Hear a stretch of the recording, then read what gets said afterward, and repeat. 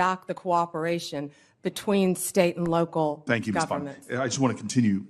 One of the most stunning hypocrisies I've found since I've been down here in Washington is every politician gives lip service to driving down gun violence. But the very federal authority, the Bureau of Alcohol, Tobacco, and Firearm, that is primarily focused on enforcing America's gun laws and keeping people safe, is hamstrung by federal leaders.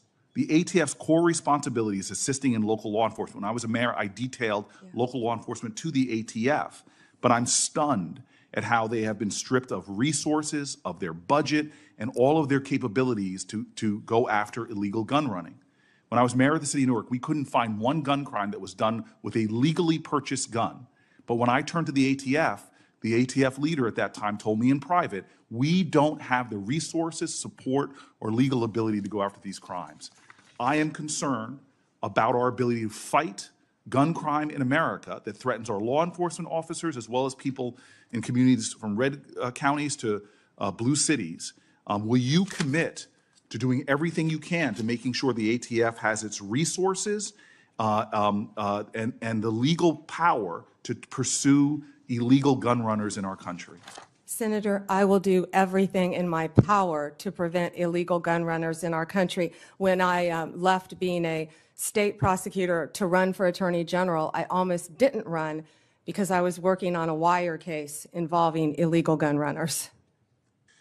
The DOJ issued in 2022 a use of force policy for its federal law enforcement officers. It was approved by the heads of the DEA, FBI, U.S. Marshals, and ATF, and many of them said it is actually a use of force policy that actually protects law enforcement officers as well as protects others from having their rights violated. It was also endorsed by the Fraternal Order of Police and NAPO, the National Association of Police Organizations. This policy is considered best practices in law enforcement. Will you commit to continuing this policy? Senator, I have not read the policy. I will review the policy and I will report back directly to you if I am confirmed as Attorney General and consult with law enforcement. Absolutely. And I would appreciate if you looked at the policy and I submit questions for the record, hoping that you can elucidate maybe more of your thoughts on this. The exchange is calm, respectful, easy to miss, but it reveals something durable. Institutions drift when accountability is postponed behind process. Trust in justice isn't restored by good intentions. It's restored when the people in charge already know the rules they're being asked to enforce. Involving illegal gun runners. The DOJ issued in 2022 a use of force policy for its federal law enforcement officers. It was approved by the heads of the DEA, FBI, U.S. Marshals, and ATF, and many of them said it is actually a use of force policy that actually protects law enforcement officers as well as protects others from having their rights violated. It was also endorsed by the Fraternal Order of Police and NAPO, the National Association of Police Organizations. This policy is considered best practices in law enforcement. Will you commit to continuing this policy? Senator, I have not read the policy. I will review the policy and I will report back directly to you if I... There's a familiar moment in confirmation hearings when the questions stop being theoretical and start testing readiness. Not ideology, not intent, readiness. It happens when a senator asks about a policy that already governs lives in the real world, and the nominee pauses, not to disagree, not to defend, but to say they haven't read it. That pause matters because the Department of Justice doesn't deal in abstractions. Its policies decide how force is used, how trust is built or broken, and how quickly mistakes compound. That's the context for a brief exchange in the Senate Judiciary Committee, before we even name the people involved. It says more about institutional habits than any speech ever could. In this hearing thus far is there is a serious crisis of faith in our judicial system in America.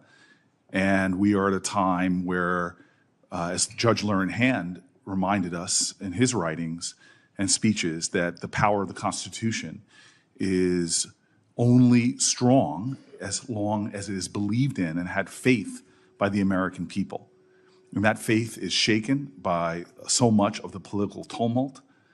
And as we have a new administration coming in and a lot of the protestations about retribution or going after political opponents, I know you could expand your empathy enough to understand why there are many that really worry about your independence. But I've heard you over and over again in this hearing, as much as I've tried to focus on it as I've gone back and forth between Senate Foreign Relations and another Floridian, Marco Rubio. But I am hearing from you that you understand that the Attorney General's guiding star is the U.S. Constitution and her client is the American people, that there can be no argument about that. Yes, Senator. Yes. And more than that, though, I hope that you, should you be confirmed, understand that there is an urgency in not just demonstrating through your actions that independence, but beginning to heal this country's lack of faith and shaken faith in that independence, in the U.S. Constitution. History may not long remember what any of us individually do here, but for the sake of our democracy, what you do to restore and repair the American faith, whether they be Democrats, Independents, or Republicans, is vital. I want to switch here to say publicly that when Donald Trump appointed Craig Carpenito as the U.S. Attorney in New Jersey, it was over the objections of myself and then Senator Menendez. I was wrong in my anticipation that he would not do good things in our state. He partnered with local leaders like those in Newark, New Jersey, to dramatically drive down crime. He was good for the safety of the city in which I live and the one that I led. Part of his strategy was to